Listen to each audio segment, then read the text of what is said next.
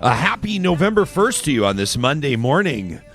How's your Halloween hangover? And, of course, the show doesn't, promote overconsumption of alcohol or anything like that. No, I'm talking about candy. How are you feeling today, friends?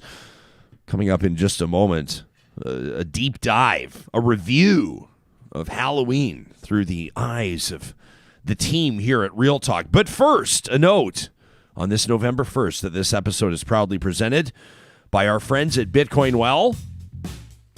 I'm curious to see who winds up winning their big pumpkin carving contest. They had 21 awesome prizes up for grabs. You can find Bitcoin Well on Twitter and on Instagram. Their social media, they're all over the place with all kinds of cool stuff because this crypto landscape, there's a lot going on with Bitcoin. People are trying to understand more about it. When I need to sort of basically talk to a real human being to get real human advice on a Bitcoin question, I go for Benny at Bitcoin Well. Find him under the sponsors tab at ryanjesperson.com. Real Talk starts right now. Here's Ryan Jesperson. A whole bunch of you took us up on our offer to pass along Halloween photos, which I love. We asked you, going, when did you ask us that? What do you mean? Halloween was just last night. When did you ask us to do that? For the several thousand of you that subscribe to our Real Talk Sunday message, you know what I'm talking about. This is the email that goes out every Sunday night, letting you know what's coming up on the show this week. Plus, of course, we'll look back at some of the highlights of the week that was, and we let you know in that Sunday message, which you can subscribe to, by the way, for free, obviously, on our website. Just go to ryanjesperson.com, scroll to the bottom of the page. That's where you can sign up. We let you know that we'd be showing off some Halloween photos, including some Halloween pet photos, which are kind of next level. That's coming up a little later on in the show when we present Positive Reflections with Kuby Energy. It's kind of a Halloween edition, if I'm being honest with you. And Positive Reflections today. Looking forward to that.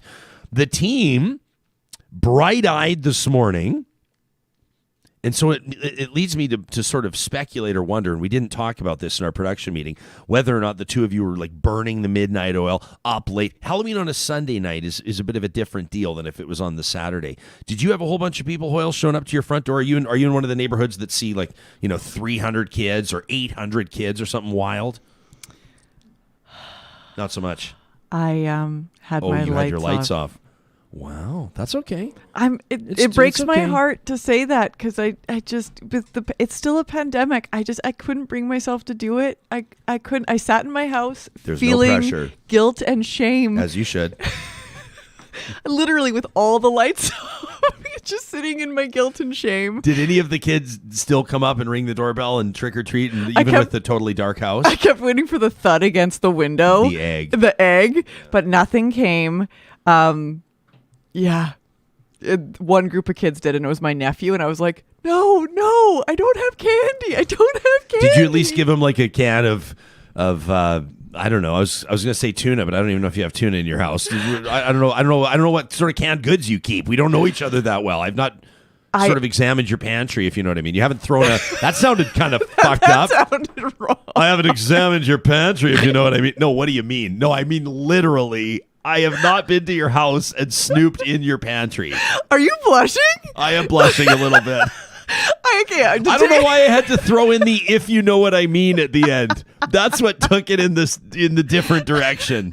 I actually am fostering a couple of puppies right now. Are you really? Yeah, and so they're really adorable. So I brought the puppies to the door. Amazing. And that kind of took the temperature down from not having candy. We were having a great conversation with the boys. A neighbor of mine, Kyle, and I, we took our boys out together, and they did some trick or treating. A whole bunch of really creative delivery methods. People had eavesdropping, or people had constructed sort of 2x4 or 2x6 kind of rails that went down their banisters to do sort of the COVID drop. A lot of people handing out candy with tongs, or leaving a bowl out, kind of a help yourself type situation. But I felt like more houses were were dark than had been in past years, and that's probably part of it. But the kids, it's great at their level of understanding. 6, 7 years old, they're like, Wyatt he'd say, yeah, that house isn't handing out candy, and that's okay, he says, which is great. Sam, how about you guys? You and Kelly, do you see a whole steady stream of traffic? Since we've moved in, and I think this may be because our house is like across the street from a giant apartment complex, that like we've never had a lot of kids at our house. You know what I mean? Like it's just, and I think that probably a lot of the families live in there and trick or treat inside the building or something like that. So I mean, I'd say maybe we had like 20 or so yesterday. Okay, 20, yeah. 20, not too bad. We did the handout with tongs thing. That was sort of the easy little hack that we did on it. Now, how many pieces of candy, or what was your contingency plan if you would have had 150 or 200 kids? How many pieces of candy were you stocked with? I think what we did is early in the night we handed out very large tongfuls, and if more and more kids came, the portions probably kept getting a little bit smaller, but we never really ran into that. So we have candy to spare. So you're the house everybody loves. You're the house that the kids get all wide-eyed and they're throwing like 6 pieces of candy in the bags. Yeah, something like that. And then they got to circle back like we would do. When you get a little bit more Halloween experience, sometimes you change the costume up or lose the mask and then circle back. Oh, it's to a those ghost houses. with a mustache now. Yeah, yes, exactly. What are you dressed up as? I love this. One girl came to our door last night, like just kind of wearing a power suit. It's like, well, what's your costume? She says, my dad. Pretty well done. Love it. So on the live chat, this is great. Got a bunch of people chiming in. James says he had 7 kids at his house with all the candy left. Brenda says you can keep some of that candy for next year or you can donate it someplace. It depends what the candy is. If it's like candy corn or these caramels that last for literally, I think some of them before the moon landing are still being sold on store shelves. Or Tootsie Rolls. Yeah, Tootsie Rolls can certainly last forever, can be used as weapons. And then there's Sam just like gnawing away at a Tootsie Roll this morning. I'm a little, that sugar hangover though, that's a real thing. Some people are going to be feeling lousy today. Like Chad says his belly is not happy with the candy and beer combo that he subjected it to last night. And he says, and by the way, my belly's not going to love the beer and bad food from the Oilers game tonight. Follow up. For all of my former colleagues down there, I should suggest that by bad food, Chad, you probably just mean like fun food. Not bad food, just fun food. I don't work there anymore. I don't have to pump up the food anymore, do I? Looking forward to it. Going to be at that game tonight too. The Kraken are in town, and the Edmonton Oilers are officially releasing their indigenous logo. That's been they've been collaborating with it, but a local artist, Lance Cardinal, put it together. Kind of a really neat thing. Anyway. But there's a lot to talk about today. We're going to go to COP26 in just a second. This big, I don't know how you feel about COP26, Real Talkers. I'm curious to know. I know that some of you are going to be like, this is great. The world is coming together to talk about how we're going to save the planet. And then some of you are just going to roll your eyes and say, oh, this is great. Like millionaires and billionaires all flying jets, all rolling in, to save the planet. How ironic. And then some of you will say, well, what about Paris? How is this going to be any different in Scotland? Paris, what did Paris really accomplish?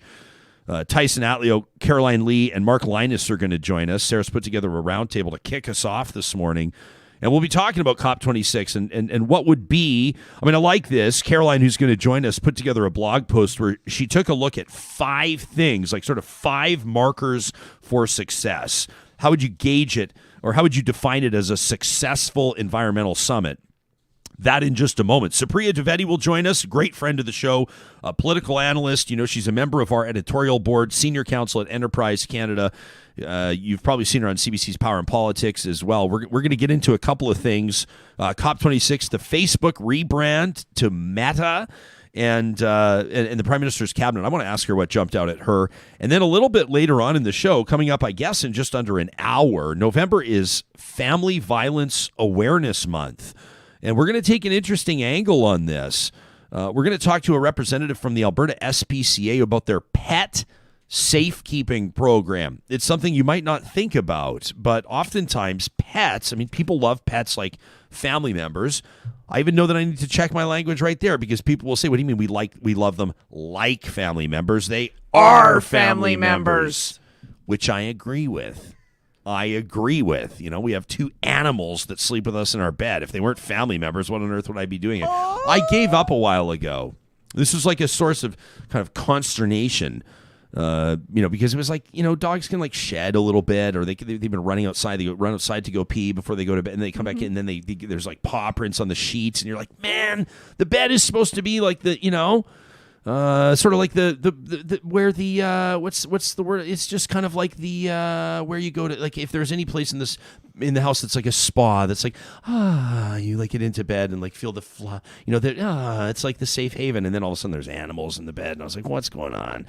And then I've evolved. I'm to the point now where I'm like, come one, come all. And I end up being the guy. I have 1 square foot on the bed. I'm falling off, and we've got 2 70-pound dogs just yes, living their best life on the king mattress. So don't you feel like that's when you're like, it's your retreat, it's your one like safe haven, it's just like that cozy place, and I'm like, that is where you dogs should be. Because that's like part of, like, that's heaven to me. When I have the more dogs, the merrier. Yeah. I also think, I can get on board with that sort of romantic scenario of like the humans in the bed and then the dogs on the dog beds on the floor. It sort of reminds me of the, 'Twas the Night Before Christmas poem. Right. Everybody all snuggled into their appropriate sleeping areas. Appropriate. Yeah. Appropriate. Like, who am I? If anybody's known me for more than 10 minutes, they're like, oh, he's honing in now on what's appropriate, is he? Okay. We're going to talk COP26 in just a second, and just getting the guests lined up right now. Why don't I remind you? I got something standing in front of me here. This isn't going to be of help to the folks on the podcast, so maybe I'll just try to describe it. This right here, friends, is an official Friesen Brothers sourdough cinnamon bun, and as you can see, it's got the spooky eyes on it. This is the last one left in the box. I wanted to save one just to show you. This is about to get demolished. Not kidding. Anytime Sam Cape takes me off camera this morning, I'm going to be hammering away at this Friesen Brothers sourdough cinnamon bun. It's just one of the many Jespo recommendations if you're lucky enough to visit a Friesen Brothers at one of their 16 locations across the province of Alberta. Another one, the braised beef short rib. And I'm going to recommend the Ivan's sausages as well. Those Ivan sausages, it's a secret Friesen Brothers recipe. Ivan, the real guy, and the sausages are made in his name, in his honor. They do not disappoint. I recommend the classic German Ivan's sausage for a lazy weekend breakfast. Friesen Brothers for more than 65 years has been Alberta grown and Alberta owned. Also wanted to remind you that our friends at Park Power are ready to switch you over today when it comes to your internet, electricity, or natural gas rates. Now you can choose, you can compare your rates right now on their website, parkpower.ca. And a reminder, if you go ahead and use the promo code 2021-Real Talk, they're going to knock $70 off your first bill. That's right, commercial or residential, at parkpower.ca. Now, the ad read for Park Power is officially over, but I just want to say this real quick. I know that there's a whole bunch of you that know I should switch over to Park Power. I know I should do it. It's on my to-do list, and I know the promo code, and I know I'm going to save $70, but you haven't done it. And I'm just going to say, just do it today. Just do it. Just do it. It's like right now, I have on my to-do list today to change the furnace filter. It takes 2 seconds. Mm-hmm. Why have I taken so long to change the furnace filter? Disgusting. The other one's sitting right there. It's beside the furnace. So I'm going to do that today, and today I want you to switch over to Park Power at parkpower.ca. Can I check in on that tomorrow? Can I be like... Maybe I'll post I was going to say, why was I going to lie to you and say maybe I'll post a TikTok? That would actually be a good TikTok. I'm on TikTok. I just don't post on TikTok because I'm intimidated. This is one more thing to do. Like maybe you said, like the furnace filter. Well, and everybody's been waiting, right? Like, what's I can hear people across Canada holding their collective breath. When is Jesperson going to do something with his TikTok account? And the fact of the matter is, were I to launch with "This is me changing a furnace filter" as my first ever video, I suspect that people may be left wanting more. But this is the thing also, is I get all tied up and twisted up and be like, I got to do something major. and then it means that I haven't done anything at all. Hey, maybe we should talk about something major like saving the planet. I don't know, the COP26 conference underway in Scotland, and we've got just a sort of a power panel right now. I'm looking forward to checking in with Tyson Atleo, who's a hereditary chief in line for the House Nation, works for Nature United as the Natural Climate Solutions Director. They're leading nationwide work to advance solutions for reducing greenhouse gas emissions while generating co-benefits. I'm looking forward to talking about this. Co-benefits for people and nature. Caroline Lee joining us from the Canadian Institute for Climate Choices. She's worked as an energy policy analyst at the International Energy Agency and a climate change mitigation analyst. How cool is that? The government of New Brunswick, and an energy consultant with Navius Research. So basically these two are like literally trying to save planet Earth. Joining us out of the gates this morning. Welcome to the show. Thanks for this. Why don't we start with you, Caroline? I mean, the COP26 conference underway. A lot of people get a little bit cynical about this. Millionaires and billionaires flying their jets to talk about saving the world. But you're actually honing in on 5 markers for success. What would define a successful COP26 to you? Yeah, I mean, you're exactly right that what happens in these negotiation halls can seem really detached from the day-to-day world. And I think you're right. I think what's important about what happens at these international negotiations is the broad framework that it creates at a global level, that we're all countries together are kind of moving in the same direction. And that's really important. So, for us, 5 markers our success are, I'll go quickly, 1. The big number here for number 1 is this number of 1.5. So this is the global target that countries have set for themselves to limit dangerous, essentially, interference with the climate system. Countries agreed that they would do the best they can to meet 1.5. So Glasgow is really an important stop to seeing how well countries are going to make good on their commitments to increase their ambition to meet 1.5. Secondly, there's a big topic around climate finance. Countries, advanced economies had agreed, they had committed to mobilize $100 billion each year by 2020. That deadline has passed. So we're going to see here in Glasgow to what extent advanced economies, wealthy nations, are making good on that commitment. Third, we need to be seeing much higher prioritization of adaptation. So this is not just reducing emissions, but making sure we're actually resilient to the climate impacts. Fourth, there is a real technical set of negotiations, and I won't go through them, around carbon markets. So seeing resolution around these rules is really important. And then fifth, outside of the formal COP process, the technical negotiations, we were hoping to see some progress on better transparency on climate financial flows. So helping essentially align financial flows to what's needed to achieve a net zero world. I love that you just bang that out for us, because it gives us bullet point, essentially mile markers to keep an eye on as this unfolds. Tyson, when you take a look at this, do you take a look at a conference, at a summit like this with optimism? Do you think that a gathering like this can actually impact real change for the environment and for people, which I know has been a big part of your focus? Yeah, absolutely, Ryan. Thank you very much. A huge part of COP is about respecting the fact that we have to work together to reach the goals that we've set and to hold ourselves accountable to those goals. And so another big part of the conference is to rise to the challenge as kind of collective society, holding governments accountable to their commitments, and understanding that we all have a significant role to play. So absolutely, it gives me a lot of confidence to know the colleagues that are attending, the messages that are being brought, the speeches that are being made, even in advance, and commitments being made in advance, suggest that we're at least paying attention carefully to the science and to the expectations of the young people around the world to change how we manage our relationship to the natural environment into the long-term future. And so this is a focal point for that conversation this week, and it fills me with a lot of confidence.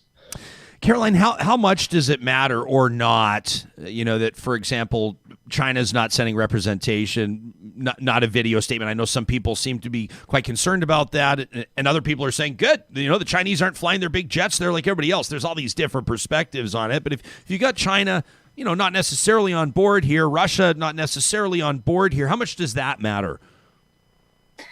It does matter. I mean, what I said earlier in my comments is that there is a real kind of symbolic importance to these COPs that, global leaders showing up and saying, hey, this really matters to me. It matters because I'm giving up my time to be here. Climate change is a priority in my country. So the fact that, the premier of China has decided not to attend, it does matter. That being said, what we're seeing domestically in China, but also in other countries, in India, for example, other developing and emerging economies, they're actually still doing a lot to drive the low carbon transition in their countries. So you kind of put the political stuff aside. In material terms, for example, China is the biggest investor in renewable energy. They are single-handedly driving essentially clean energy markets around the world. That's a really big deal. So let's not forget about the fact that, despite the fact that the premier is not there, there's still a lot going on domestically in these countries. When you see the developments or the advancements that China is making on the nuclear front, Caroline, is that something you'd like to see more people talking about? Nuclear is a tricky one because nuclear is a non-emitting, it doesn't emit greenhouse gas emissions. And yet nuclear also is the brunt of a lot of public opposition, rightly so. We're at the Climate Institute, I would say, agnostic about the role of nuclear in a net zero future. People can sort of decide, countries can decide what the role of nuclear is. China is really going big on nuclear.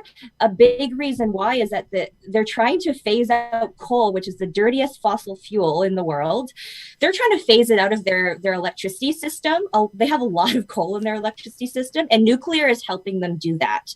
So if you're a country that decides not to go with nuclear, then that simply means that you have to go farther on other low carbon technologies. Tyson, you've done a ton of work. I'd love for you to take us into this if you wouldn't mind, working as Nature United's Community Economic Development Lead. And I know that you've been doing a bunch of stuff with regards to sustainable economic development, including with First Nations communities. A lot of, when you talk to people about getting on board with climate action, for a lot of people, you got to meet them, I think, where they're at with their primary concerns, right? What does this mean for my job? People that might be working in legacy energy, for example, or what does this mean for my community? What might this mean with regards to government or private investment? How important of an element is that conversation, the economics and the community development? It's absolutely critical. And so if we're looking to make commitments to transition to economic models and to development models that prioritize ensuring that there's carbon storage, sequestration, reduced emissions, and so on, we have to acknowledge that people's livelihoods are intimately connected to natural resource systems, for example, right across our country, of course. And they're connected in ways that include both traditional, so historic, speaking from my own Indigenous cultural perspective, we have that, deep connection to place. And then there's kind of the contemporary, right? Putting food on the plate, and, having a meaningful career and job attached to the place that you live and work. These are really critical factors when onboarding or communicating ideas about how to become more sustainable in our society. And so the work that I've done with Nature United and more broadly with the Nature Conservancy and colleagues around the world is we look to ensure that where we're aiming to advance conservation outcomes to protect natural habitats, to better manage ecosystems and resource systems, or to restore systems that have been harmed in the past, we're doing so in a way that acknowledges the need to continue to generate economic value from interacting with those systems. And so work that I've been fortunate to do with Indigenous communities and non-Indigenous communities, in places where people are deeply connected to natural resources, is ensure that access to economic opportunity is kind of a critical factor in the formula for determining what the best conservation approach is in a region. And that's something that we take very seriously. We recognize the need to de-risk the adoption of improved practices for people. And you mentioned this just a few seconds ago, the idea of mobilizing finance is critical. and that is one of the key goals of COP this year is to of course build on that commitment for 100 billion for climate finance and finance activities, and injecting funding into the de-risking of adoption of practices is really critical to their success over time. I'm curious for both of your takes on this. I want to ask you basically what's changed, or how is the landscape different, or how is the conversation different from the last conference or from summits past. For a little context, this guy's been a fascinating follow on social media, a guy by the name of Mustafa Jarima. I'm not sure if you've seen his tweets. He says, I'm an indigenous activist from North Uganda. Says, this is my farm. My crops have failed due to stunted growth because of too much rain. We are suffering because of the climate crisis, and yet my community will not be represented at COP26. Posts a photo of his crops there. I mean, we see it reiterated, I think, around the world, the impact of climate change. We could talk about wildfire. We could talk about many other factors. That's one context, I think, and maybe how the landscape's changed a little bit. But Caroline, what do you think in other ways, I mean, which could include positives, right? Could include advancements. How is this year's or this edition different? Maybe I'll start with the positive here.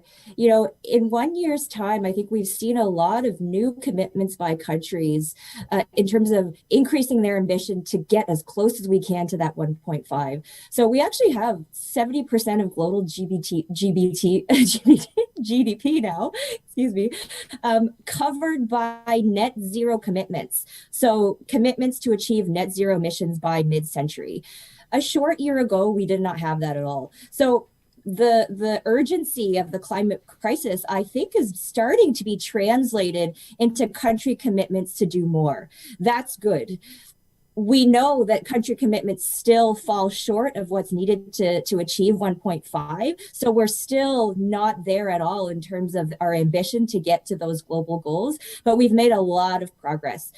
In addition to the target, so in addition to what people actually want to do, the commitments that they've made, we've also made a lot of progress in terms of implementing things on the ground. So, for example, renewable energy, clean energy has increased in deployment significantly around the world. We have started to phase out coal significantly. As I said earlier, the dirtiest fossil fuel in the world.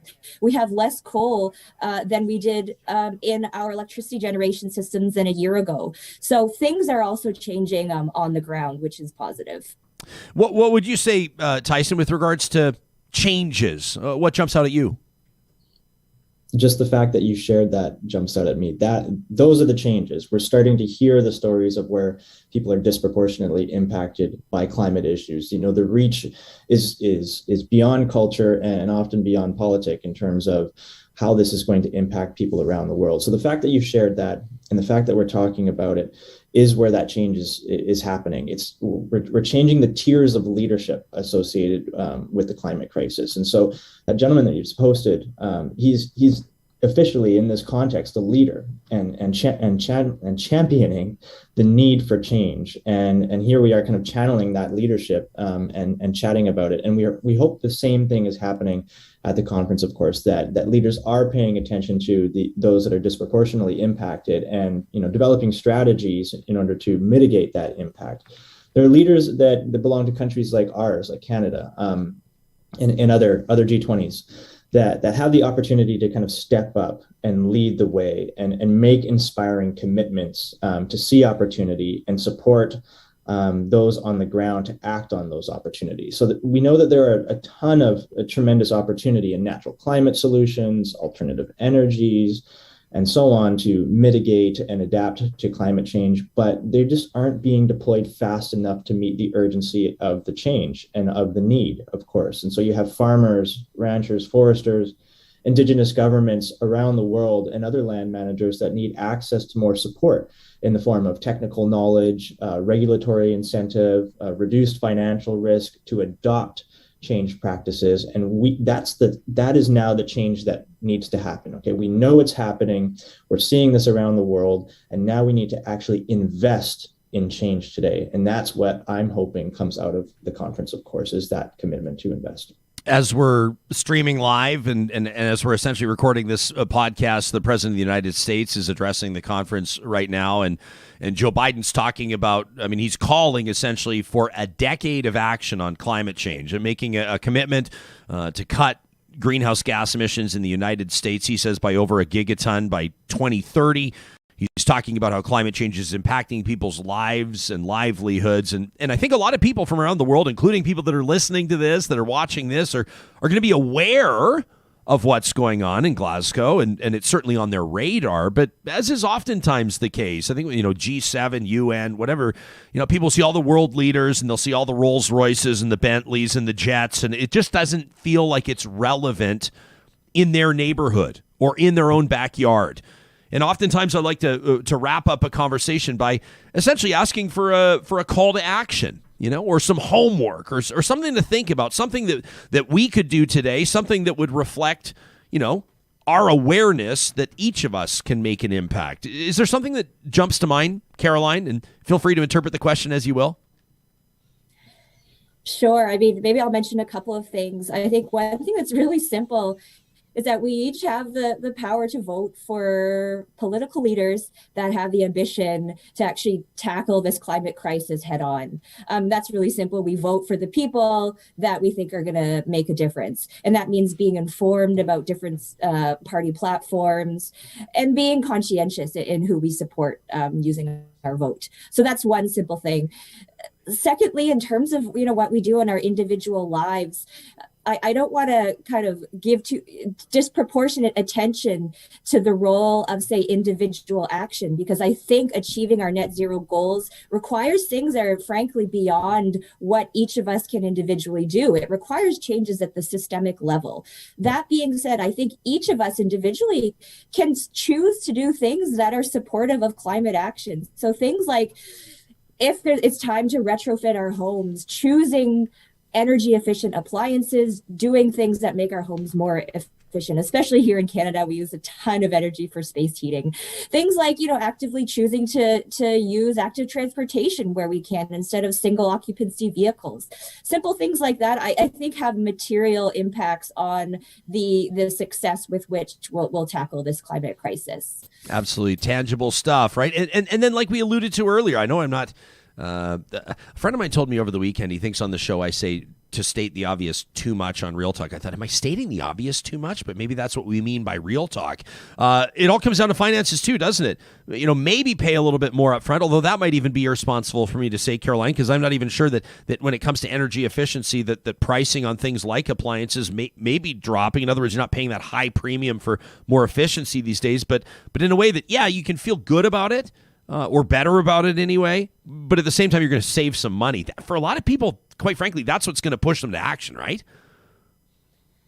You're exactly right. For a lot of these energy efficiency investments, it takes a higher upfront cost, but then over the lifetime of having that equipment. So one perfect example is an electric vehicle or an efficient heat pump for your home. It might be more expensive than the current technology that you have, but over time you are going to be saving because it's using less energy over the lifetime. So there are some barriers there, especially for low-income households who don't actually have access to that money, right, to buy whatever, an EV or an expensive heat pump. And so I think government policies and programs to help, reduce that initial burden of the capital cost is really important. But for those of us who can't afford it, over a lifetime, a lot of these investments do save money. That's a great point. Tyson, your call to action for Real Talkers. Caroline covered a lot. Appreciate the words that she was able to share. Maybe shift a bit. So, of course, individuals usually have the opportunities to vote in countries like ours, for example, and inspire change at the political level. The private sector has a major role to play in the climate crisis. And so what we're needing to see in the private sector, for example, is stronger commitments to mitigation, commitments to carbon emissions reductions commitments, and ensuring that along their supply chains, they're enabling actors and partners to meet and exceed those commitments by providing access to financial resources or technical resources. The word I like to use is de-risking the adoption of practices that allow us to kind of make the changes we need to increase sequestration or reduce emissions. I have the privilege of working on what we call natural climate solutions, which are actions to protect, manage, or restore natural ecosystems to increase the sequestration of emissions or reduce emissions from changes to landscape management. And these practices aren't commonplace at this time. But what Caroline Finnish was saying is that governments have a role here to play to support early adoption and initial investment and incentivize practice over time. And so we're needing those decision makers to, as I mentioned earlier, to make those strategic commitments. We need individuals to take advantage of opportunities to vote or encourage change where they work and the corporations and organizations that they work for and with. We need all sectors to be working together. We need our governments to be working closely with Indigenous leaders around the world, particularly here in our country. Because what we're talking about from the systemic change perspective isn't just about kind of day-to-day changing of practices. It's about reconnecting to our interdependent relationship with these natural systems that give us life, more or less, right? Fresh water, clean air, and so on. And so that reconnection across the political spectrum, that reconnection between human beings and natural systems is really what we need to be trending towards. And you asked earlier, like, why does this fill me with confidence? Because we're paying attention. We know we need to reconnect in that way. And I think that what people can do day to day in their lives, if they can't afford, energy efficiencies, if there isn't the right government programs in place that are allowing for the adoption of those practices, reconnect. Reconnect in the best way that you can to those systems on this planet that give us life and feel that connection. The two of you coming at this from, different angles, but obviously a lot of common themes, and totally appreciate your perspectives. Caroline Lee with the Canadian Institute for Climate Choices. You can find them online at climatechoices.ca. Tyson Atleo with Nature United at natureunited.ca. Thanks for giving us a part of your Monday morning. We appreciate it. Thanks so much. You bet. Door is always open. Supriya Dwivedi, in just a moment, I'm going to ask her for her take on COP26 and the climate. Actually, when Supriya comes on the show, I'm going to ask her about a million things. So enjoy time with her. And that coming up just in 1 minute. I want to remind you, this feels like a perfect time. We would roll hot into a Kuby Energy mention. However, we're going to save it because, of course, Kuby on Mondays, is presenting Positive Reflections. That's coming up when we wrap up our show, a Halloween edition. Very cool stuff. But it's also a great time to remind you how proud we are to partner with Athabasca University, Canada's online university. You can check them out right now at athabascau.ca. If you're thinking that maybe studying online with AU might be right for you, why not check out the website under programs and courses? You click the link and here's where it gets cool. You can let them know in the drop-down menu, I'm interested in, let's say, taking graduate online courses. My primary area of interest is the drop-down menu, let's say, business. Well, click Show Me Courses and it's going to give you a whole bunch of options that could be right for you. Check this out. Took 5 seconds, and now I can read in on the courses that might be a good fit, or maybe they wouldn't be. Who knows? Hockey operations? Interesting. Wouldn't have thought hockey operations. Athabasca University will surprise. And of course, you need a week off from your studies, no problem. You want to hammer down, give it 60 hours a week? Yeah, no problem. It's your pace. You determine how your studies are going to roll out via Athabasca University. Also, a big shout out to our friends at Eden Landscaping. More than 20 years they've been bringing outdoor spaces to life. I checked in with the team. Mike says it's a great time of year to remind people. We're now into November. Can you believe it? Feels like it kind of snuck up on us a little bit. It kind of snuck up a little bit. We were spoiled, though, because we were getting unbelievable weather in our neck of the woods through September and into October, and then we totally lost perspective, and now it makes sense that it's cold. It's November, and it's not even cold. In our neck of the woods right now, this morning, it's, -4? Come on. It's going to be -40 soon. That's when Mike might hang up the hammer, -40, I'm sure. But right now, he says we can still do yard construction. They're still building these 3-season rooms. Maybe you want to put a roof or some sort of a gazebo over your outdoor cook station so you can be barbecuing in January. give them a shout today, or you can track them down online at landscapeedmonton.ca. And also a big shout out to our friends at Sherwood and St. Albert Dodge. I know that they've been busy through the month of October, their biggest sale month of the year. Now available, they've got those 2021 Jeep Grand Cherokee L's. This is the first time that the best-selling SUV in North American history has offered a third row of seating. I've been in one. They are stunning.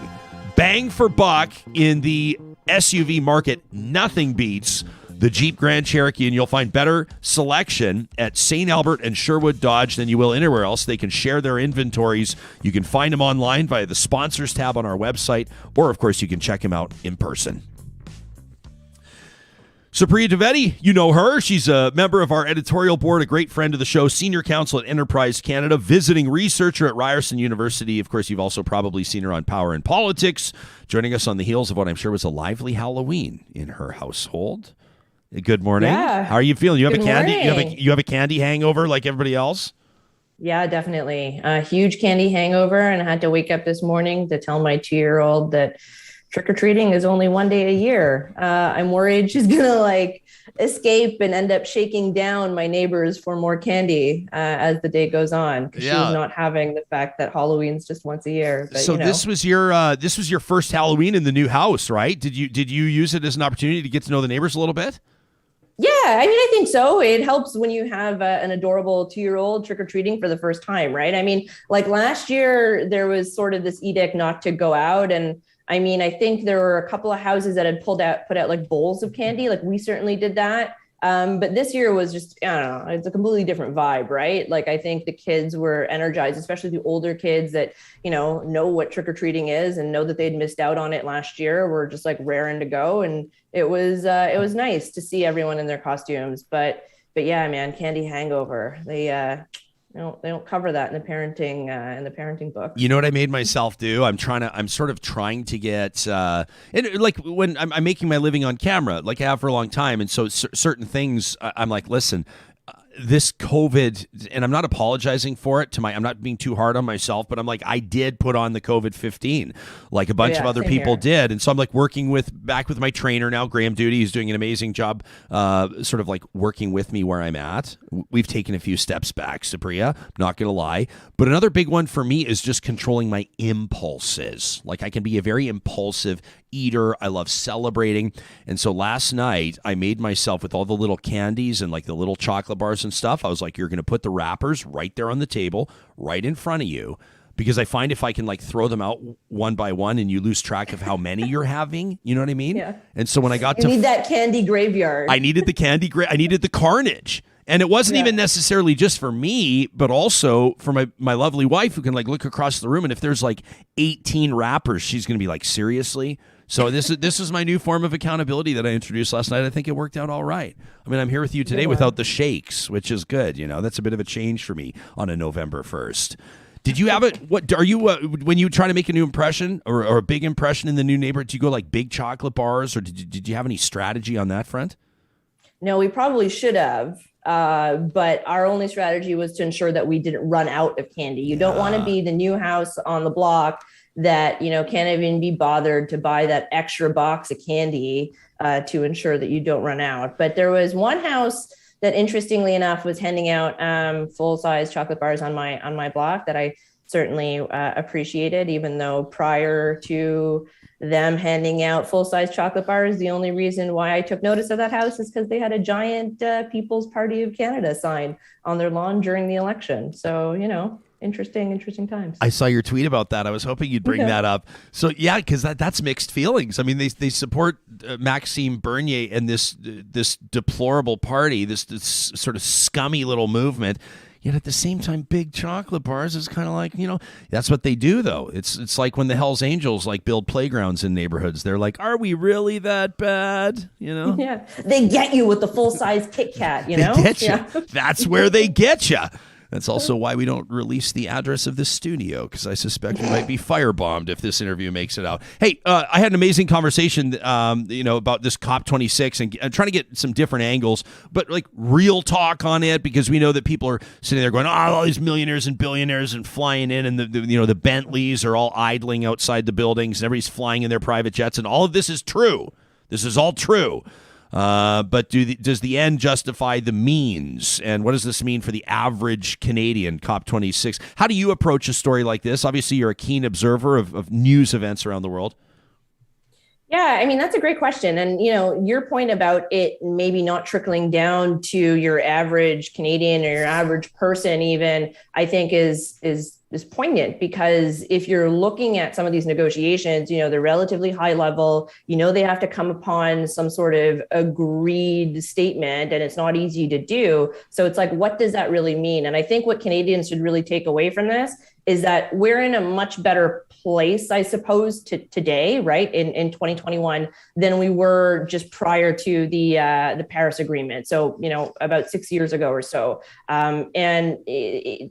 Progress is hard and progress is incremental. Progress is particularly hard when you're talking about in a global context, right? And you need countries and actors that haven't always been super diligent and don't really seem all that committed to the issue of climate change to really come together. But I just want folks to remember that, about 6 years ago, and this was reported by one of Bloomberg's stellar reporters that are on the ground in Glasgow, but 6 years ago, we were looking on track to heat the world by over 4 degrees, right? Now it's closer to 3, and we're pledging at 2.4. So progress is kind of, it's there. It's not as quick, or it's not as fast or speedy as I think a lot of us would like, but it's still there.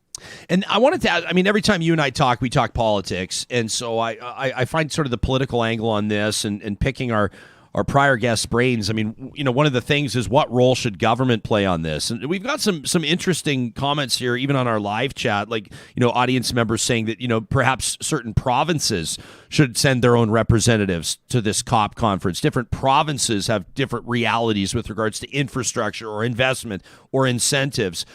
You've got the idea around subsidies, making things more affordable for people, whether it's putting in solar panels or moving to a high efficiency furnace, or maybe replacing the windows in their home, which can be cost prohibitive. What about buying an EV? People that might be looking to change up their vehicles. The question remains, what role should government play when it comes to, one of these, and people may call it fear-mongering, I don't know, but I think calling climate change an existential crisis is probably a fair assessment. If you look at what the scientists are saying about long-term impact to the human race, what role do you think government needs to play here? Feds, I guess, for starters. That's where the commitment's going to come from. And then the provinces reflecting priorities as well. How much of this is up to government?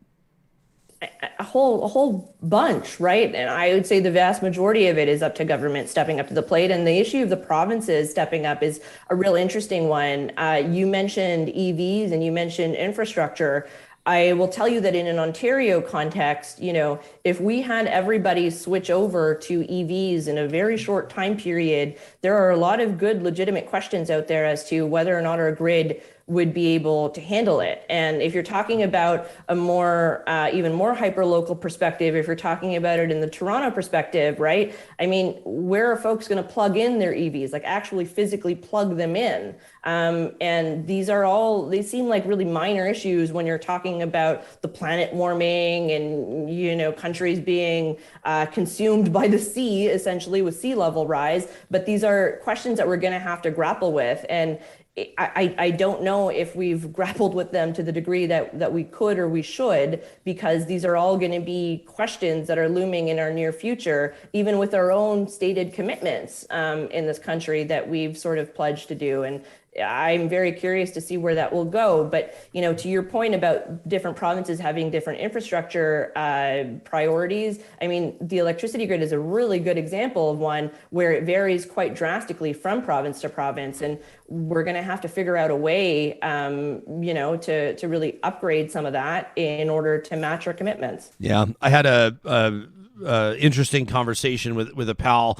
Was out visiting him in BC a while ago, and he's got a Tesla, and it's a stunning vehicle, obviously. And we're in the Tesla, and I was sort of asking him, so how does this work? Like, if you want to drive your Tesla from Vancouver to Edmonton to come meet me, how does that work? And actually, the technology is pretty impressive. It maps out the the journey, and then it sort of shows you where the charging stations are and where you need to stop and that type of thing. But there are some barriers to overcome, and he says, but also listen, he says like the average EV owner's not looking to drive it across the country. They're you get about 400 kilometers of range on a charge. It can charge, in a relatively short period of time ish. But he said, for him getting in and around Vancouver, making his way to work, going to get groceries, doing the things with the kids, that's not a barrier to entry for him. But the fact of the matter is, for some people, it will be. I'm just interested to see the evolution of 10 years ago or even 5 years ago. If you saw an EV, it was quite a thing on the road. Like, wow, look, there it is. Look at one of those. Now they seem to be going more mainstream, but that point you make about the grid is a huge one. I don't even know if it's realistic to say if we want people to move to EVs en masse. I don't know if people have the purchasing power for that, but you want to have, I suppose, as people are starting to make those decisions, maybe the average family thinks about getting a new vehicle for 2 years before they get it. These are the conversations, or at least these are the thoughts people need to be having with regards to the viability of it, for the longer term decisions. Yeah, totally. And I mean, to your point about purchasing power, at least in Ontario, once upon a time, we did have a rebate for that sort of thing. It was taken away. And now there are a lot of good criticisms out there as to, we probably shouldn't be doling out giant rebates to folks that are spending lots of money on Teslas, let's say. But, there are a lot of different EVs out there. You don't always need to get up the super hyper souped up model or whatever it is. But I think, just going forward, you mentioned range anxiety is one. The other is we do have Canadian winters. You're talking about, in your intro, minus 40-degree weather being around the corner. That's also a bit of a concern. I know that there was a particularly cold winter morning a few years ago here in Toronto when I was still on the air on my old radio show. And I had at least half a dozen messages from people with EVs saying that their car wouldn't start that morning. And so that's another issue that I think we're going to have to overcome, particularly in our climate. Let me ask you before we run out of time here. I want to ask you about a couple of things you did. You're McGill Law alum, right? No, I'm McGill undergrad alum. My science degree is from there. Okay. My law degree is from Université de Montréal. I did it in French. Oh, no big deal. No big deal. Out there. Yeah, but you were at like a Made by McGill event. I was seeing a sort of an alumni event. You were talking about social media and including it, Facebook and tech and its move to rebrand as Meta.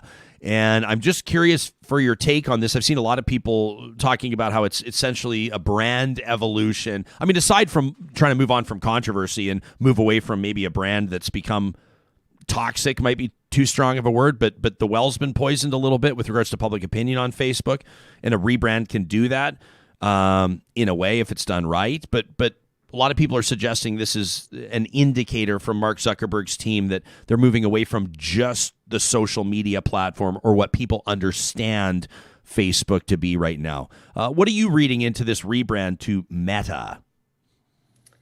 I think it's grasping at straws. I think it's a quick channel change from their perspective. And I think it speaks to the larger problem that exists at Facebook, which is that they treat a lot of their issues and a lot of the controversy in which they find themselves in as solely being PR problems, as solely being a media outreach problem, right? If only the media and these pesky journalists had a better handle of what was going around inside the company, around the management table, then they'd give them a fair shake. But I mean, that's not really the case. And I think part of the reason why Facebook has decided to rebrand, aside from some of the more recent revelations that have come to light with Frances Haugen's interview on 60 Minutes, is the fact that their user growth is rather stagnant amongst younger folks, and so they're looking to, I guess, find a way to reach out to folks that aren't just boomers and folks that aren't just geriatric millennials,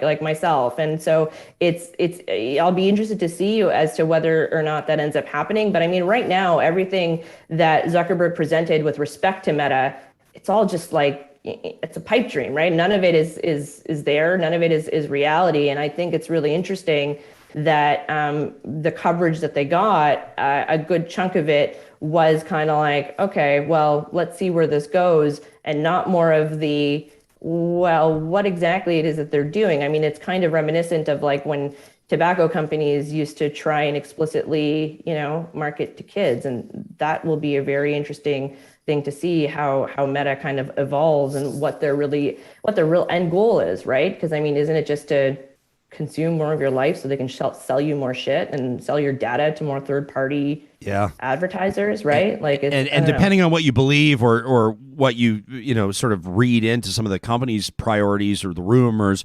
maybe not just even selling you more shit, but also having commerce or trade happen with their own cryptocurrency. And I mean, it sort of gets to the point where you think it's going to be like Meta. I can just see it feels like the Truman Show, where there's going to be advertising. It's going to be like Meta.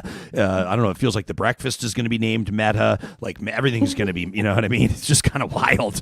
I saw a good point maybe Stephen Carter of the Strategist podcast, who's now, of course, chief of staff to Calgary's mayor, Jody Gondek. But he made a really good point as well when it comes to branding, and in particular rebranding. You wait until the storm has rolled through. Wait until people have forgotten about all the gnarly stuff before you push the new brand out. As he said, as the phoenix rising from the ashes. To roll out Meta amid a lot of this controversy seems to be strange timing. I don't think I'm smarter than Mark Zuckerberg, but it sort of, I'm trying to figure it out. I can't quite figure it out. The timing in particular. Well, it's interesting, neither of us may be smarter than Mark Zuckerberg, but I think we surround ourselves with people that are at least able to say no to us from time to time. And I mean, I think that's one of the underpinnings of this entire thing is that I don't know if he has anybody around that table to say, yo, Mark, that's a dumb fucking idea, what you're doing right now. And I think he needs more of that. I think, frankly, most people need more of that. But I think particularly in his world, I just don't know if there are enough people saying no to him or enough people pointing out, some of the flaws and some of what they've gotten themselves into. And some of the stuff that they've gotten themselves into is really terrible. And we talk about it a lot in a North American context, but if you look at it globally, it's much, much worse, right? Incitement to violence in India, incitement to violence in Myanmar. Like these are real problems that exist that Facebook is contributing to. And I don't really see much of an end in sight unless regulators like government demand better accountability and better transparency from companies like Facebook in terms of how their algorithm works and, the kinds of content that ends up on people's feeds. I have to ask you about the Prime Minister's new cabinet, the new look cabinet revealed, I guess, a week ago tomorrow. And I wanted to put this picture up as context. Here from your current city of Toronto, Supriya, a shot of Stephen Guilbeault in wearing silver bracelets in custody with Toronto police, somewhat of a wry grin on his face after scaling Toronto's CN Tower. He's now Canada's Minister of Environment and Climate Change. The right is calling it a climate extremist. Name to the portfolio. But I think for a lot of people, there are some real questions about that appointment. Your comment on that, and then bigger picture. What do you make of some of the changes? I thought it was interesting Jim Carr was dropped. The former federal representative, the Prime Minister's essentially, not his real title, but the special envoy to the prairies is really what he was. What did you make of some of the names on the list? Yeah, so I mean, first, that picture of Guilbeault makes him look like a nutter, right? Like, I don't know what, like he looks very proud of himself, I suppose. Wry smile. Yeah, look, I understand why folks, particularly out west, those who are in the oil and gas industry may look at that appointment and kind of see it as a bit of a middle finger to themselves, to their livelihoods. But I think we also need to remember that, Stephen Guilbeault didn't just go in there and is going to tear up the Liberal climate plan and come up with the Guilbeault climate plan, right? Like he's there to implement the government's agenda and to get it done. And I think we also have to recognize that when the Trudeau government was first, when they first came to power in 2015, a lot of shit has happened since then. And I think in terms of our recognition of climate change being intertwined with basically everything we do, particularly when we're talking about infectious or communicable diseases. I think that has reached a bit of a tipping point, and we've all sort of come a little bit closer in terms of reaching a consensus that something needs to be done. And so I will just, end by saying this. I understand why folks are a little bit, they feel a little bit of wariness or they're worried, but I would just say, let's wait and see what the guy does. I can't imagine he's going to be flying by the seat of his pants. He has a lot of directives coming to him, and there are also other people around that cabinet table, right, that can mitigate or attenuate any sort of lone wolfness, I guess, if he wanted to undertake. I compared it to Rachel Notley naming Zipporah Berman as co-chair of her oil sands advisory panel, and I was going to say it irked it infuriated many people in Alberta at the time, and even at that time, I kind of felt, and I still feel it to this day. I can understand the point people are trying to make. Zipporah Berman said, the oil's got to stay in the ground, and she's an anti-pipeline activist and certainly a strong voice on the environmental front. I've had several conversations with her, always good conversations. I wouldn't say we see eye to eye on everything, but in my mind, it gave that panel a little bit more legitimacy. If you say our oil sands advisory panel is just 8 CEOs of oil sands companies, I mean, everyone's going to roll their eyes. You have to have those voices represented, and I think you're absolutely right to make the point that the strength comes from the decisions made around that cabinet table, but you've got to have some of these perspectives represented, or nobody will respect the decisions or the policy that's being formed.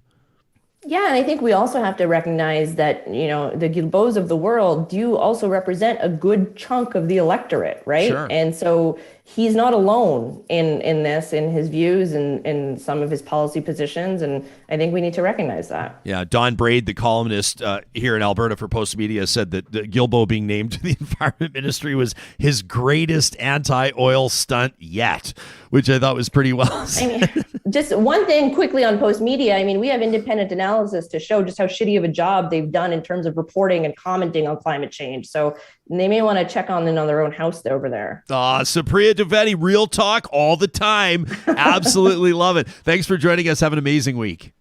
Always a pleasure, Ryan. Yeah, you got it. You can follow Supriya on Twitter at Supriya Dwivedi. And, of course, Sarah Hoyles, every single morning that we have a show, puts out from our official Real Talk RJ Twitter account the complete list of guests that are going to be joining us. And we hope to speak with Mark Linus maybe as early as tomorrow. He's an advisor with UN Champion of Earth. He's in Glasgow, intended to join us this morning, but it just didn't work out. And sometimes that's just the way it goes.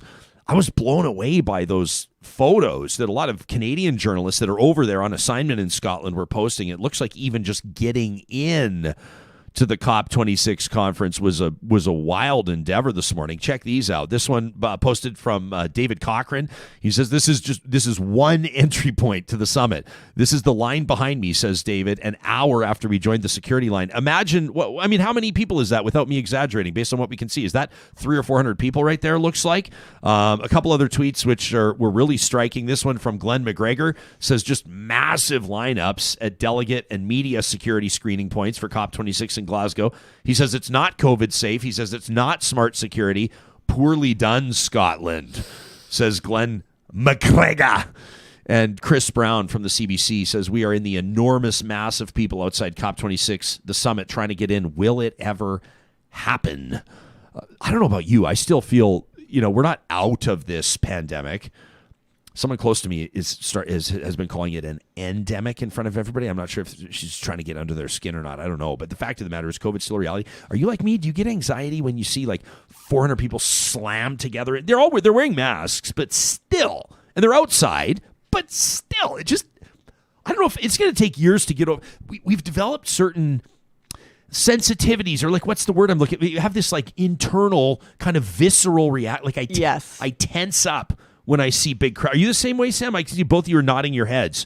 I don't know if that's going to go away for a while. Yeah, I was at the Elks game on Friday, and it's like, people are very spaced out on the concourse. They wear their masks until they're in their seats. Like, it's actually quite, easy to move around Commonwealth Stadium. But there's those pinch points. Like, at the gates, there's big lines and there's big crowds. And, like, anytime I'm in anything that like, kind of feels like a crowd now, I'm just kind of like... Gets a little anxious. Although I heard there was lots of room to spread out and sit wherever you wanted at the Elks game on Friday. Pathetic. What did they say? Someone said like 14,000 people there or something like that? Well, stadium holds 70. Well, that's safer then. I mean, I know. It's true. Yeah. I'm like, I feel anxious when there's big crowds. And then I'm like, it's unfortunate there wasn't a huge crowd Right? at And the so- football game. see, to me, I'm like, I don't go to restaurants. I don't go anywhere inside. I don't. No. I you're- get my I still get my groceries. Like I order them and then I go pick them up. You know what? I don't. A friend of mine, they've been getting their groceries delivered. Yep. And they're saying it's like an absolute game changer. There's going to be a lot of It is. Of steps that people have taken that they're not going to walk back on, which is, definitely, I think, probably a safe statement, and we're seeing it. Checking in on the live chat, there's a whole bunch of people are still talking candy and Halloween, which is very understandable. Very understandable. And we're going to get to some Halloween photos coming up. I'm not sure exactly when. We've got an interview to get to here, which I'm very much looking forward to. This is some serious stuff as we contribute. We think it's important to contribute to conversations that are being that are being held and hosted across the country as part of Family Violence Awareness Month. That's November. Of course, today, November 1st. If you're listening to us live, you know that. Who knows? I never know when people are going to hear these interviews. That's the best part about a podcast and a YouTube archive, is that you can go back and hear interviews that are relevant to you. That coming up in just a moment. First, let me remind you about, the partners that we have, our sponsors. We're so grateful for them, including the team at Westworld Computers. They're your Apple experts. If you're looking to get into an Apple Watch, I was talking about the fitness benefit the other day of the Apple Watch and how Graham, my trainer, was saying that, it's something that's valuable from a personal training standpoint because your trainer can just check in and see where your heart rate's at and see how hard you're working. It sounds like a disadvantage to me as the person being trained, but I digress. Well, there's some really neat stuff happening with regards to the Apple Watch itself. The first fitness service powered by Apple Watch. You can work out anytime, anywhere with the world's top trainers. There's 11 different workout types, including Pilates and guided meditation, only on the Apple Watch. What a great time to pick one up. The Series 7.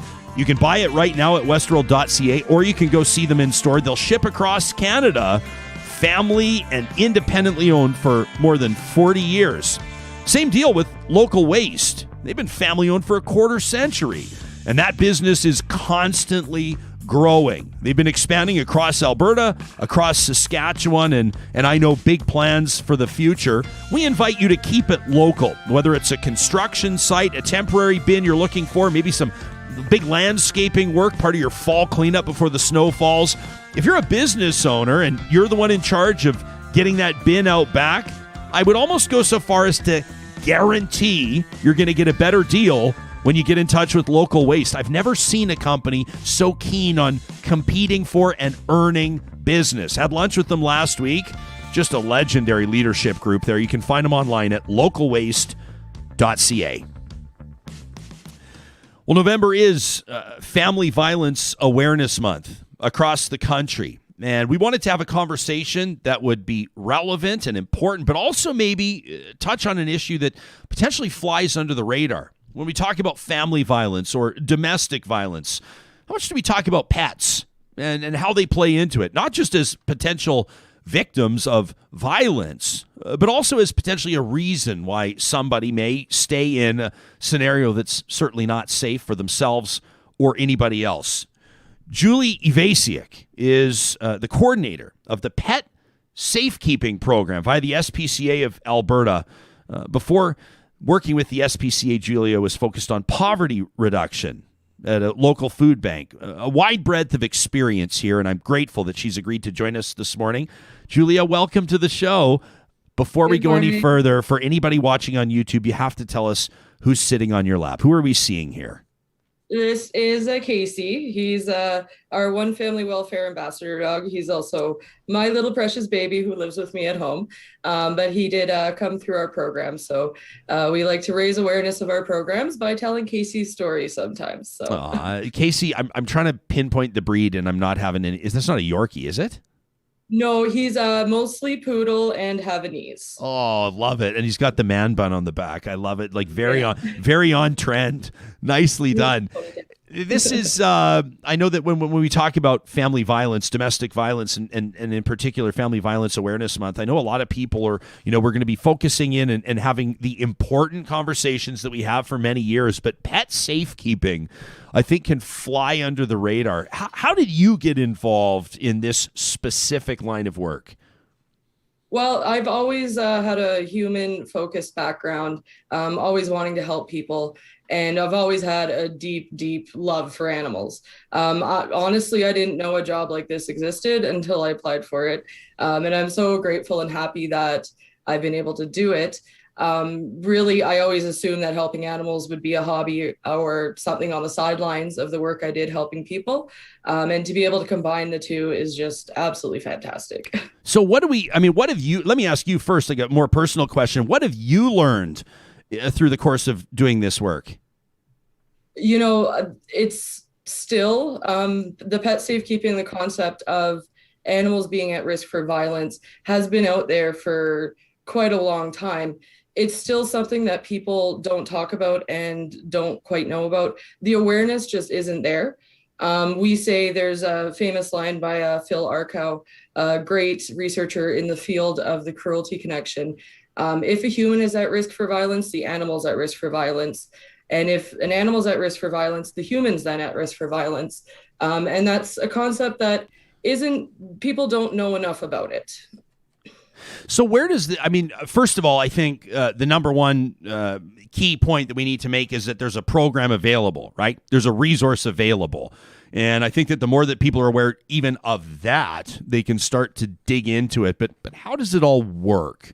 Let's say somebody now, somebody that really needs to hear about this program is going to be listening to this podcast as they're walking their beloved dog, or they're going to watch this on YouTube with their cat in their lap or their bird in the cage, whatever the case may be, and all of a sudden this is resonating very directly with them. Yep. So we offer two programs. We have our pet safekeeping program for victims of family violence. And then we also have a crisis care program that we launched in 2019. The difference is crisis care assists people who are hospitalized, people who are experiencing an unexpected crisis situation other than family violence.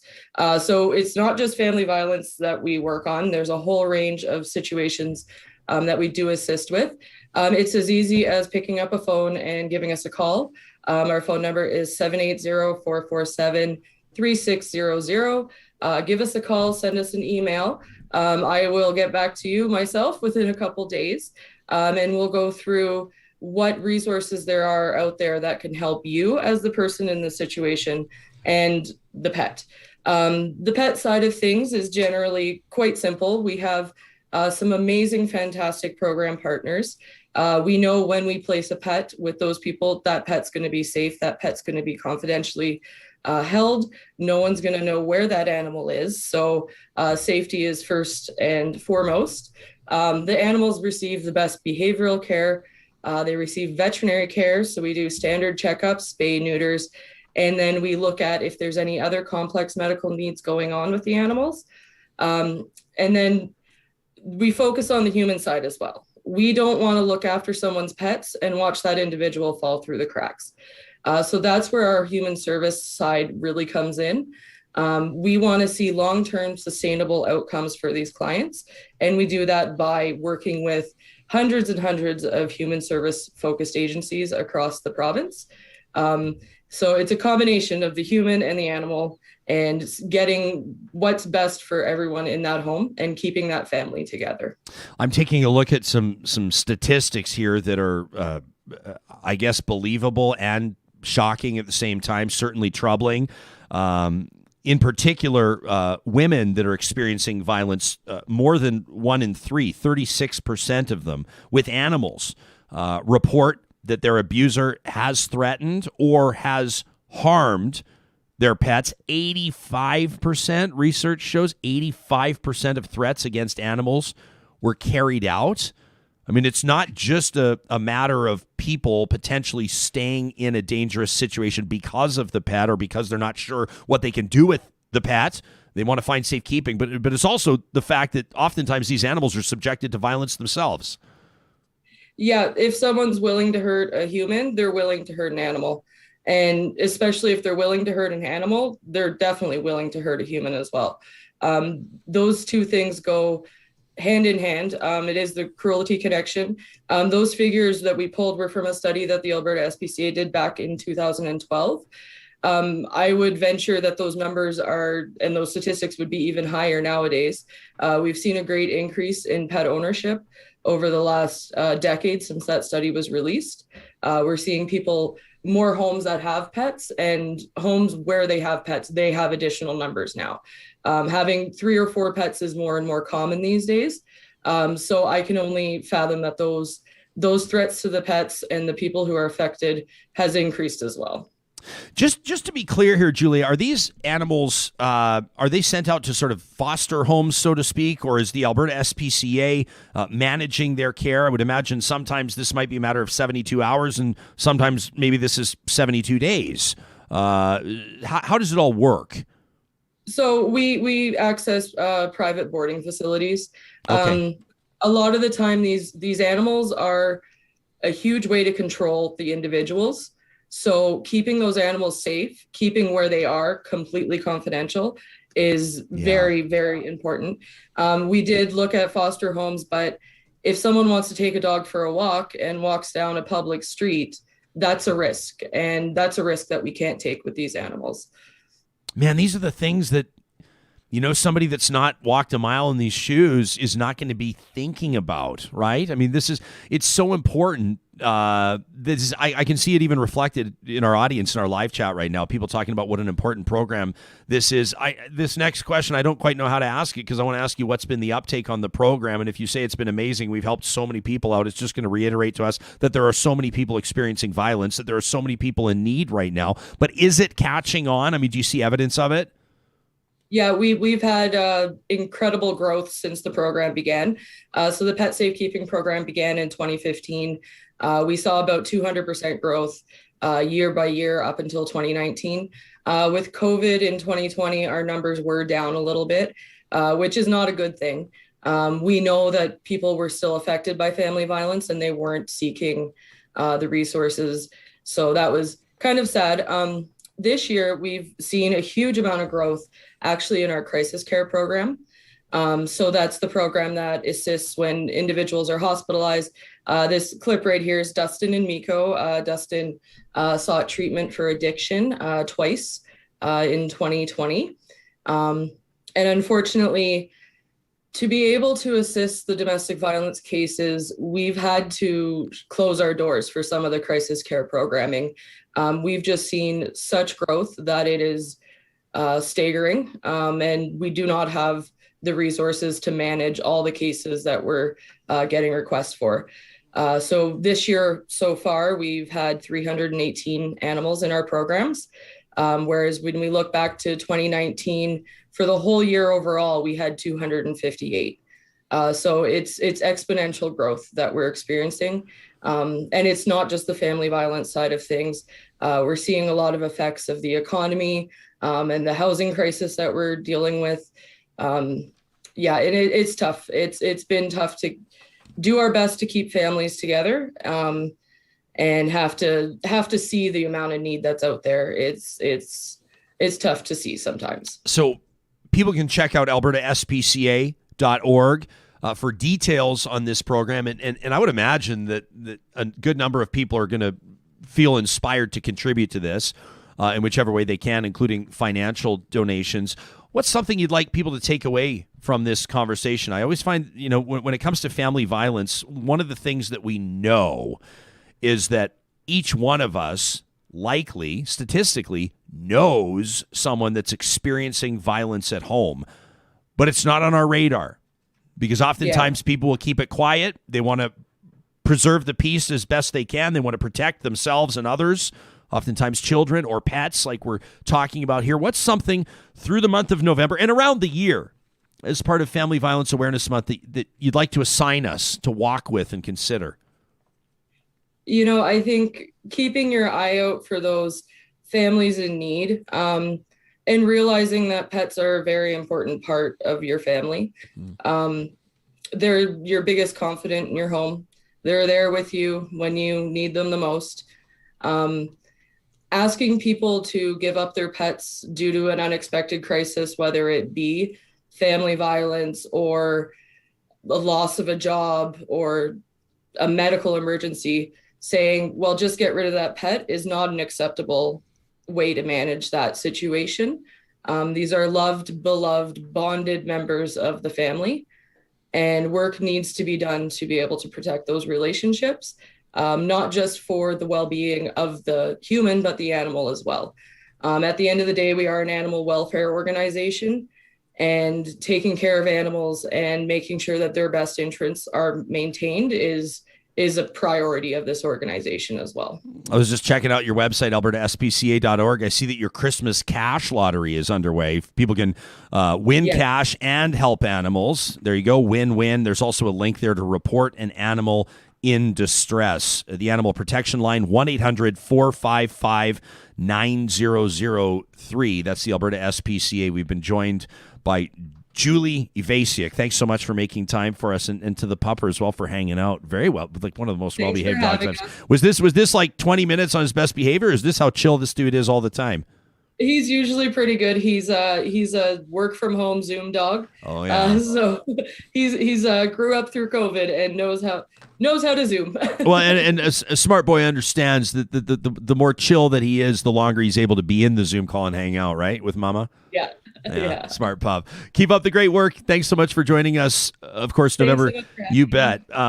We're always looking for your insights into how the subject matter that we tackle on the show relates to you, or what it makes you think about. And we want to invite you to send us an email to talk@ryanjesperson.com. It is November 1st today, which means it is my honor to officially launch the Real Talk Email of the Month contest. So you've seen our diner mugs here, the ceramic diner mugs. These are just beautiful mugs. They're heavy enough to hold the hottest coffee and also whatever else you like. I mean, you want to put a milkshake in there, you want to put a Dairy Queen Blizzard in there, you want to put a sparkling water in there. We're not going to judge you. Maybe a little whiskey in your cup on a Friday afternoon, bye. Whatever it is, the Real Talk ceramic diner mug has been a hot seller on the merch page on our website, ryanjesperson.com. But now, on the first of every month, or as close to the first of the month on the show, we will be announcing, we'll be referencing an email that we received on the show, and we will be awarding a mug shipped to you at no cost, obviously, the winner of our email of the month. And of course, we know that that'll be illustrious company. Now, it might be a trash talk email. It might be an email leading up to an interview with a great question one of you wants us to ask a guest. Maybe it's in retrospect following an interview. I'm going to read one here from David in just a moment. Powerful stuff. A full page from David. I've had this set aside for a couple of days. He sent it to us on Thursday. I said, this is going to be Monday morning's read. It's his reconciliation journey. David put a lot of thought into this. So our email of the month, a great contest. We want to put as many mugs as possible in front of as many hands as possible across the country and around the world, so you can get to us anytime. Talk@ryanjesperson.com. Before I do that, I mean, we've just spent time talking about how beloved our pets are. For pet owners, of course, that tune into Real Talk, you know how proud we are to partner with the team at Grand Dog Essentials, quality raw food. I want to draw your attention to their blog right now. If you go to their website, granddog.ca, you click on blog, you can find some amazing resources, including a look into what your dog's poop is telling you. I mean, you got to be out there in the backyard picking it up anyway, unless you've assigned it to the kids. Veteran move. I was talking to a little buddy of ours, Levon. His dad, Brent, is a good friend of mine. And I'm cleaning up in the backyard, and I'm talking to Levon, who was over for a campfire. And I said, do you help your dad pick up? He goes, oh, yeah. He says, I even have my own shovel. I looked over to Brent. I went, nice. Start him young. You know, you want your allowance, you got to clean up the backyard. And while you're doing that task, why not learn more about your dog's digestive system, what help they might need? The blog post is so valuable. I've taken from it. I mean, we've made amendments and adjustments, I've been telling you, to what Moses and Monroe are eating based on that, and we've seen marked improvements. We trust Grand Dog Essentials with our two family members, our Boxer and our Black Lab. They deliver to your door in Edmonton, Calgary, and Central Alberta on a weekly basis, and the promo code REALTALK gets you 10% off your first-time order. Also, a big shout-out to our friends at the Dairy Queens of Northwest Edmonton and Sherwood Park. These are the Dairy Queens at Baseline Road, Westmount, Newcastle, Nemeo, and Palisades.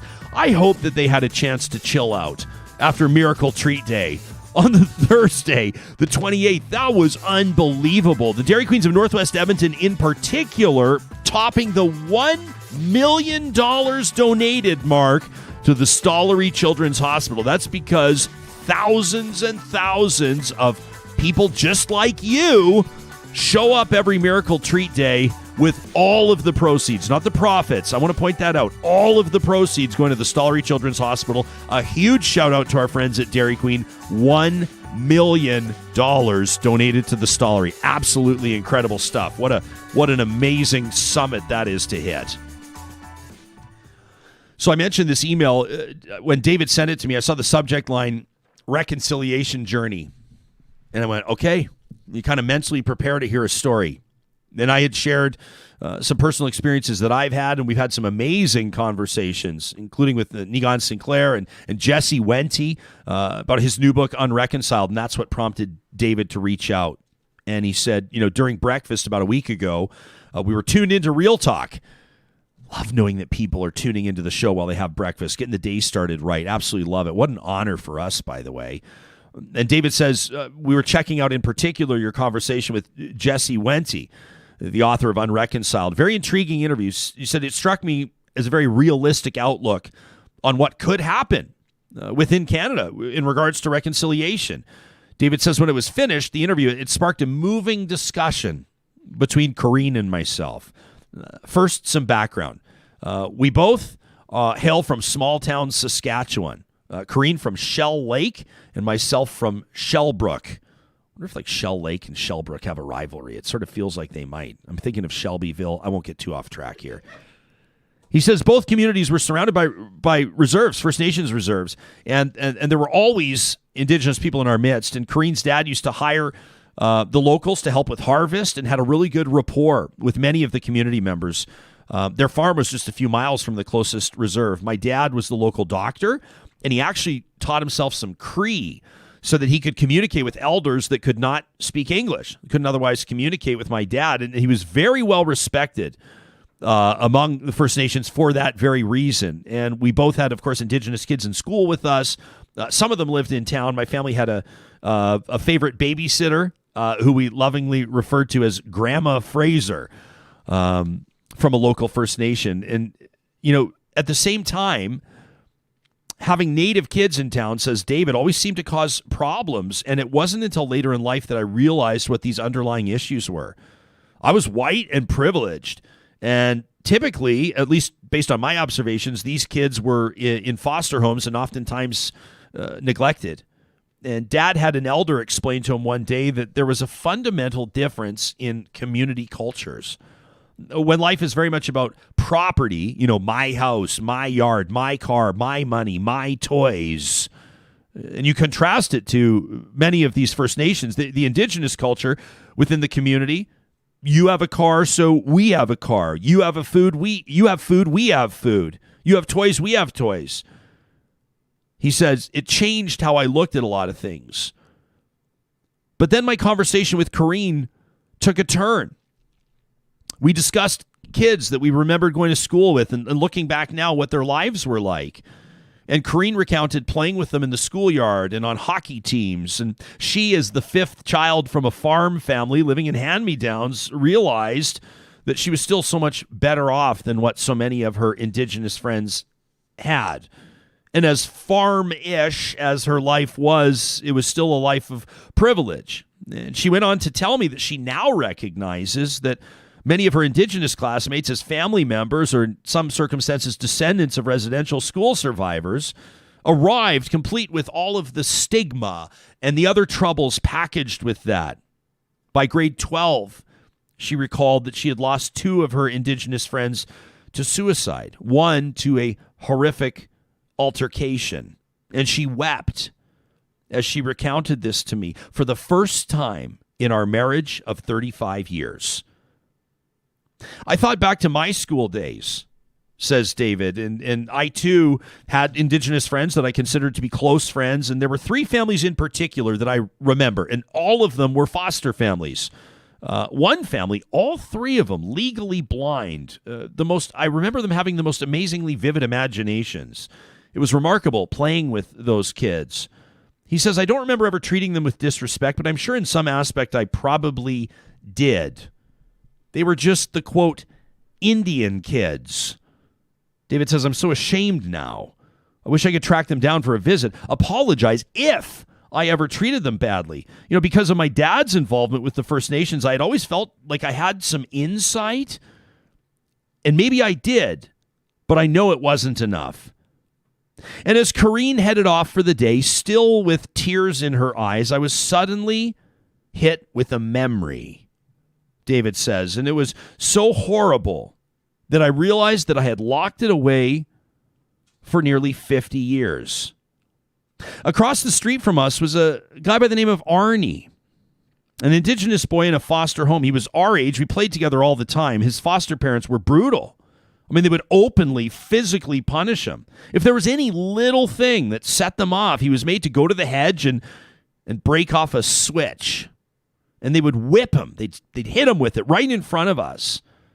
I was under 10 years old at the time, says David. So what could I do? Nothing. So I blocked it. And if only I could have done something to help him. Now, says David, now my heart breaks.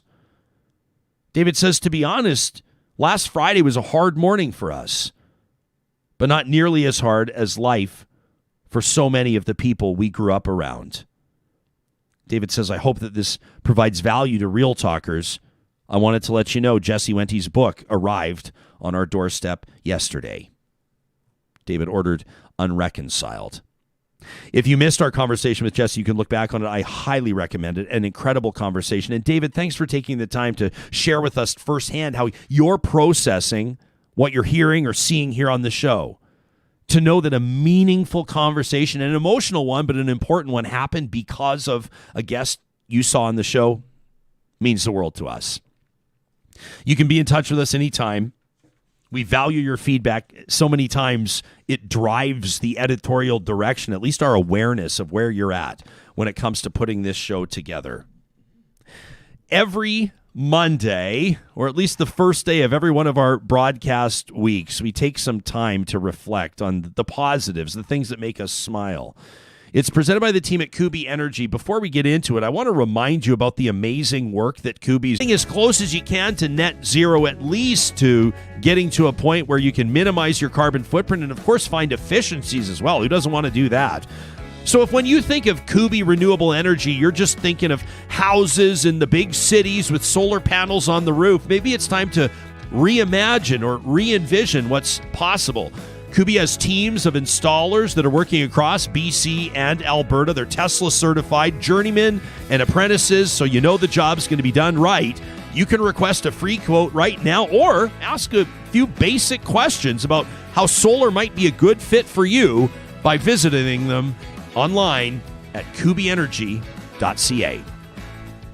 As mentioned, it's Monday morning, so that means it's time for another inspiring edition of Positive Reflections, presented by our friends at Kuby Energy.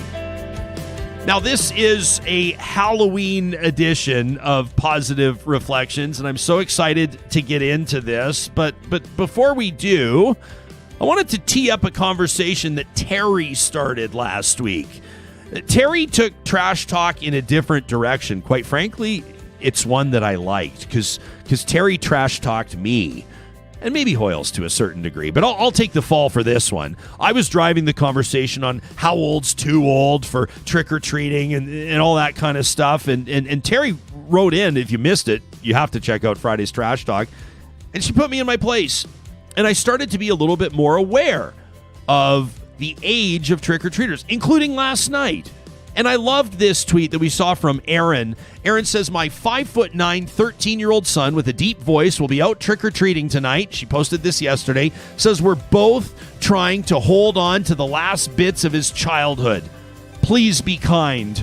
She issued the Halloween reminder. Teenagers who seem too old to trick-or-treat chose childhood over partying. Be happy and hand over the Snickers. I just got chills right now reading that. I kind of felt like, shame on me. Who cares? They chose the magic of Halloween. They chose the childhood over partying, and I love it. I absolutely love it. That tweet just changed my mind. Right? That tweet changed Terry's email changed my mind. And then and you know what it did? It's not that my mind needed to be changed so much as I was like, why do I care? Yeah. Who cares? Like, kids are out not destroying property, not getting hammered, not trying drugs for the first time. I mean, aside from the sugar rush, but they're out just going door to door, participating in the magic and the wonder and dressing up and having fun and being a little bit different. And isn't that great? Yes. And then Erin wrote in and she says, I don't care if you're 5 or 85 trick-or-treating. If you love the holiday, if you make an effort to dress up, I will give you candy. She says, if you come to my door without any effort and just ask for candy, though, I will admonish you. I love that. She says, but I'll still give you candy. She says, I have a 14-year-old who's very tall. This is the context. 14 years old. She says, he is my youngest, and he was so excited for Halloween. He spent 14 hours making his costume, and he looked absolutely amazing in it. It's this character I'll show. If you're watching on YouTube, I don't know who this is, but it's called Ralsei. You know this character, Ralsei? You can see. So she says you can't find the costume in stores. He spent 14 hours making it. She says he was so excited. He wasn't able to go to school, though. He's been feeling a little off. He wasn't able to show it to his friends or teachers. And so, heck, we were so proud of him for putting in that effort. He says he wanted to be able to show off his outfit that he basically designed himself. How cool is that? I love those stories. I was excited to share a personal family photo if I could. Our little guy came up with our family costume this year. Wyatt Rudy. A play on words. This guy's 6. He said, Daddy, I want to be a Zamboni driven by a zombie, and I want to call it a Zomboni. And Carrie and I both stopped and looked at each other, and I thought, that's maybe the most brilliant Halloween costume I've ever heard in my entire life, kiddo. So there's the dogs as pylons. That's me.